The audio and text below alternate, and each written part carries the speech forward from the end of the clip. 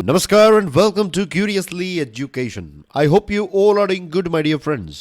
I'm sure आप जानते होंगे कि ईरान में फिलहाल हिजाब प्रोटेस्ट चल रहा है।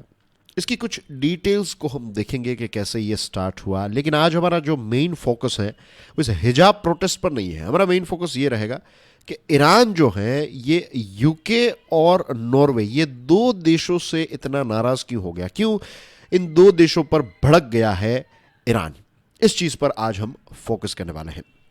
रही बात हिजाब प्रोटेस्ट की, तो आपकी स्क्रीन पर जो तस्वीर है, इस लड़की का नाम था, मैं यहां पर था शब्द का इस्तेमाल इसलिए कर रहा हूं क्योंकि ये जो महशा अमीनी नाम की लड़की थी, 22 साल की लड़की थी, ईरानियन थी, ईरान में रहती थी, और इस लड़की की कस्टोडियल डेथ हुई। कस्टोडियल डेथ का मतलब होता है कि जब आपको पुलिस पकड़ कर ले जाती है और थाने में ही आपकी मृत्यु हो जाती है तो उसको कहते हैं कस्टोडियल डेथ। आप पुलिस की कस्टडी में थे और वहाँ पर एक अलग प्रकार की भी पुलिस होती है जिसको कहते हैं मोरालिटी पुलिस। हमारे यहाँ पर कैसे एक नॉर्मल रेगुलर पुलिस होती है, खाकी कपड़ों में हमें देखने को मिलती है, राइट। कोई भी इश्यू है तो आप पुलिस को बुलाते हैं, लेकिन वहाँ पर रिलीजन और ये मोरालिटी की अलग पुलिस होती है और लॉ एंड ऑर्डर और ये सारी चीज़ों को लेकर अलग पुलिस होती है। तो ये मोरालिटी पुलिस ने इस महशा को गिरफ्तार किया। महशा पर इल्ज़ाम ये था कि इस लड़की ने जो हिजाब होता है वो ठीक से पहना नहीं था, और फिर उसको कस्टडी में ले जाया जाता है और उसको टॉर्चर किया जाता है, मारा जाता है, बहुत पीटा जाता है, और ये जो महशा अमीनी है उसकी मृत्यु हो जाती है कस्टडी में, और उसकी वजह से फिर हिजाब प्रोटेस्ट जो है इसकी शुरुआत हो गई ईरान में। जब से ये प्रोटेस्ट की शुरुआत हुई है, मीडिया में ये खबरें आ रही हैं कि ईरान की सरकार जो है इसने बहुत सारे जर्नलिस्ट्स पर भी क्रैकडाउन किया। क्रैकडाउन यानी कि जर्नलिस्ट को भी रोकने की पूरी कोशिश की है, और इंटरनेट कर्ब जो है वो बहुत सारी जगहों पर लगाए गए हैं कि आपके मोबाइल पर इंटरनेट नहीं होगा तो आप कहाँ पर भीड़ इकट्ठा होनी है, क्या मैसेज चल रहा है, किस चीज़ के बारे में बातचीत कर, तो ये सारी चीज़ों का जो कम्युनिकेशन जो है उसमें गैप आ जाएगा। तो कम्युनिकेशन में गैप आ जाएगा तो फिर प्रोटेस्ट जो है वो थोड़ा कमज़ोर हो सकता है, पूरे चांसेस है, क्योंकि आजकल हमारा कम्युनिकेशन का तरीका जो है वो व्हाट्सएप और इस प्रकार के इंस्टेंट मैसेजिंग ऐप का इस्तेमाल जो है वो काफ़ी हो रहा है। तो वही चीज़ अगर काम नहीं करेगी तो एक हद तक आप चीज़ों को कंट्रोल कर पाएंगे। मैसेज जो है उसको स्प्रेड होने से, चीज़ें जो वायरल हो चुके हैं उसको कहीं ना कहीं रोक पाने की कोशिश जो है वो उसमें आप सफलता प्राप्त करेंगे। ऐसा ऐसा एक इरादा ध्यान में रखते हुए अलग अलग सरकारें जो हैं जब भी इस प्रकार के प्रोटेस्ट होते हैं तो मोबाइल इंटरनेट जो है वो बंद कर देती है। तो यही चीज़ जो है वो ईरान ने की है। तो ये दो स्टेप्स जो है वो ईरान ने उठाए हैं as per the media. World leaders ने, अलग अलग देशों के लीडर्स जैसे कि USA, Germany, Australia, Israel, Chile, European Union और दूसरे देशों ने ये जो प्रोटेस्टर्स हैं उनको कहा है कि आप जो आवाज़ उठा रहे हैं तो हम आपको सपोर्ट करने के लिए तैयार हैं, हम आपको सपोर्ट कर रहे हैं। लेकिन फिर भी ये इतने सारे देशों ने या फिर उनके लीडर्स ने ये बात उठाई है, लेकिन फिर भी यूके और नॉर्वे ही क्यों, इस चीज़ को हम समझेंगे। ईरान ने ब्रिटेन यानी कि यूके और नॉर्वे के जो एनवॉयज हैं, उनके जो डिप्लोमेट्स हैं, उनको समन किया है, उनको बुलाया है, और दो चीज़ को लेकर। नंबर वन ये है कि हॉस्टाइल रिपोर्टिंग हुई है, और नंबर टू इज़ इंटरफियरेंस यानी कि दखल अंदाजी। हॉस्टाइल रिपोर्टिंग कहाँ पर हुई है?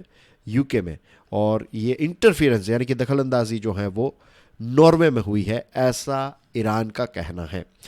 ईरान की जो ऑफिशियल न्यूज़ एजेंसी है उसका लोगो आपकी स्क्रीन पर है, IRNA, the Islamic Republic news agency, इसका फुल फॉर्म है। 1934 से ये एक्टिव है, और IRNA में ये खबर आई है कि एजिटेशंस जो है ईरान के अलग अलग शहरों में जब स्टार्ट हुए और जो चल रहे हैं, तो ये एजिटेशंस जो है इनको सिडिशनिस्ट कहा गया है। सिडिशनिस्ट का मतलब ये होता है कि ये राष्ट्रद्रोह है।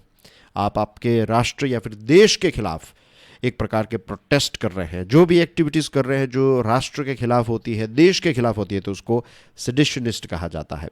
नंबर टू या फिर बी, जो पॉइंट बी जो हमें इस एजेंसी में पढ़ने को मिल रहा है वो ये है कि ये जो प्रोटेस्ट है इसको फॉरेन पावर्स सपोर्ट कर रहे हैं, पर्टिकुलरली यूएसए फुल फ्लेज में सपोर्ट दे रहा है, ऐसा IRNA में आया है। अब बात करते हैं ब्रिटेन की। ब्रिटेन के जो एक एनवॉय हैं साइमन शेक्लिफ, तो उनको समन किया गया। उनको इसलिए बुलाया गया क्योंकि एक पर्शियन लैंग्वेज मीडिया हाउस है जो लंदन में बेस्ड है। तो इस पर्शियन लैंग्वेज न्यूज़ चैनल जो लंदन में बेस्ड है, तो इसमें जो रिपोर्टिंग की गई, ये रिपोर्टिंग जो है वो काफ़ी हॉस्टाइल है, ऐसा इल्ज़ाम ईरान ने लगाया। ईरान ने कहा कि ये जानबूझकर हमारे देश को बदनाम करने की कोशिश यहाँ पर की जा रही है। हमारे देश में जो चीज़ें चल रही हैं, प्रोटेस्ट जो चल रहे हैं, तो उसको एक्सैजरेट करके यहाँ पर बताया गया है। राइट, ईरान के खिलाफ एक नफ़रत, ईरान की सरकार के खिलाफ एक नफ़रत फैलाने की कोशिश जो है और परसेप्शन चेंज करने की कोशिश जो है वो यहाँ पर इस न्यूज़ एजेंसी ने की है। और होता यह है कि इस प्रकार की न्यूज़ जब ईरानियन डायस्पोरा का मतलब यहाँ पर यह है कि लेट्स से यूके में रहने वाले जो ईरानियन हैं, बहुत सारे ईरानियंस जो हैं वो यूके में रहते हैं, तो यूके में रहने वाले जो ईरानियंस हैं, तो उनको ऐसा लगेगा कि बैक होम उनके देश में, उनका जो होम कंट्री है, तो उसमें इस प्रकार के प्रोटेस्ट चल रहे हैं, फिर वो फंड सपोर्ट करेंगे, अपनी आवाज़ उठाएंगे, गवर्नमेंट पर प्रेशर क्रिएट करेंगे। फिर यही रिपोर्टिंग जो है वो दूसरे ऐसे जो ईरानियन डायस्पोरा दुनिया के अलग अलग देशों में रहते हैं, तो वहाँ पर भी ये चीज़ें जो हैं वो फटाफट फैल जाती है। आज के ज़माने में तो इट्स लाइक एक दो मिनट के अंदर, एक दो घंटे के अंदर दुनिया के अलग अलग जगह पर चीज़ें जो हैं वो वायरल हो जाती हैं। जो ईरान के ये डायरेक्टर जनरल हैं वेस्टर्न यूरोप जो संभालते हैं, तो उन्होंने, मीन्स ऑफिशियल हैं, ये भी डिप्लोमेट है, राइट, फॉरेन अफेयर्स मिनिस्ट्री में जो director general of western Europe है, तो उन्होंने ये सीवियर प्रोटेस्ट जो है वो रजिस्टर किया है यूके के खिलाफ और कहा है कि ये मीडिया जो है ये प्रोवोकेशन और टर्बुलेंस को और ज़्यादा इन्विटेशन दे रही है और इसकी वजह से ईरान में रायोट्स जो हैं वो एक्सपांड हो रहे हैं। तो ये चीज़ें जो हैं वो आपको बंद करवानी चाहिए। उस पर्टिकुलर पर्शियन मीडिया हाउस जो हैं उनको कह दीजिए कि ये सारी चीज़ें जो है वो यहाँ पर ना करें। उन्होंने ये भी कहा कि ये चीज़ें जो है it's like interfering in the internal affairs of Iran, and ये जो बातें बताई गई हैं दैट इज़ लाइक ईरान की जो सॉवरेनिटी है, इसका, इनकी जो संप्रभुत्ता है, इसका उल्लंघन करने के बराबर है।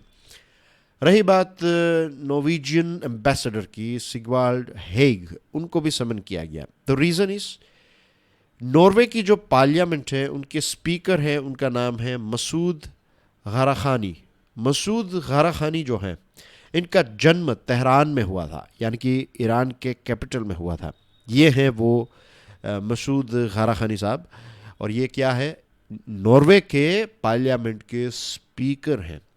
तो उन्होंने कहा कि Norway is my country, every single day I am grateful that I live in a country that is built on democracy, freedom, human rights, freedom of expression. These are the same values that young people are fighting for in Iran. If my parents had not made the choice to flee in 1987, I would have been one of those fighting with life in the streets. उन्होंने कहा कि मेरा जन्म तो Tehran में हुआ, लेकिन मेरे माता पिता ने 1987 में ईरान को छोड़कर नॉर्वे में सेटल होने का एक अपना सपना जो था उसको पूरा किया, तो वो वहाँ पर आ गए और फिर अपने पेरेंट्स के साथ वो भी, ऑफ कोर्स जो बच्चा है वो भी वहाँ पर ट्रांसफ़र हो गया, मीन्स माइग्रेट हो गया। आज वो इस पोजीशन पर है। उन्होंने कहा कि मैं एक ऐसे देश में जी रहा हूँ जो डेमोक्रेटिक है, फ्री है, यहाँ पर ह्यूमन राइट्स हैं, फ्रीडम ऑफ एक्सप्रेशन, ये सारी चीज़ें। अगर मेरे पेरेंट्स मूव नहीं हुए होते नॉर्वे में, तो मैं भी आज सड़कों पर अपनी जान पर खेल कर प्रोटेस्ट कर रहा होता। तो ये जो नॉर्वे के स्पीकर ने कहा है, तो इस चीज़ को लेकर भी ईरान जो है वो काफ़ी नाराज़ हो गया है और कहा है कि ये आप हमारी सॉवरेनिटी और ये सारी चीज़ों में दखल अंदाजी जो है वो दे रहे हैं। मुझे याद आ रहा है कि जब नुपुर शर्मा की जो एक कमेंट आई थी और इसकी वजह से जो कंट्रोवर्सी हुई थी, तो उस टाइम पर भी जो हमारे इंडियन एनवॉय हैं उनको समन किया था ईरान ने, और ईरान के जो फॉरेन मिनिस्टर हैं हुसैन अमीर अब्दुल्लाह, तो उन्होंने भी ये कहा है कि उनका स्टेटमेंट ये आया है कि एक देश में पीसफुल प्रोटेस्ट करना जो है वो सब, हर किसी का अधिकार है, राइट है, लेकिन क्योंकि ये फॉरेन मिनिस्टर हैं, सरकार के पार्ट है, तो उन्होंने कहा कि यहाँ पर ये यूएसए का इन्वॉल्वमेंट जो है वो काफ़ी ज़्यादा है। राइटर्स जो हैं ये यूएसए के नक्शे कदम पर चल रहे हैं, वहाँ से पूरी चीज़ें जो हैं उनको बताई जा रही है आपको क्या करना है क्या नहीं एक्सेट्रा। और उन्होंने कहा कि यूएसए जो है वो एक तरफ चाहता है कि ईरान के साथ वो न्यूक्लियर डील जो है उसको साइन करें, और इसके लिए ये बहुत ही इम्पोर्टेंट है कि आप एक ही स्टैंडर्ड मेंटेन करें। आप एक तरफ ईरान के साथ न्यूक्लियर डील करना चाहते हैं, दूसरी तरफ आप हमारे यहाँ पर प्रोटेस्ट जो है उसको और ज़्यादा हवा दे रहे हैं और ज़्यादा उसमें पेट्रोल डाल रहे हैं, तो ये चीज़ जो है वो एक्सेप्टेबल नहीं है, ऐसा उन्होंने क्लियरली बता दिया है। यूएसए जो है उसने ये कहा है कि हम कुछ सैंक्शंस जो लगाए गए हैं, ख़ास करके मीन्स कुछ लोगों पर जो सैंक्शंस लगाए गए हैं, ईरान पर जो सैंक्शंस लगाए गए हैं, तो उनको थोड़ा लूज़ करेंगे ताकि ईरान के लोग जो हैं उनको क्लाउड बेस्ड सर्विसेज दी जाए, क्योंकि वहाँ पर इंटरनेट बंद किया गया है, तो अभी वीपीएन के माध्यम से लोग जो हैं वो इंटरनेट का इस्तेमाल कर सकें। तो इसके लिए यूएसए जो है वो कुछ चीज़ें कर सकता है। और इलॉन मस्क जो हैं उन्होंने भी ये कहा है कि वो अपना स्टारलिंक प्रोजेक्ट जो है, तो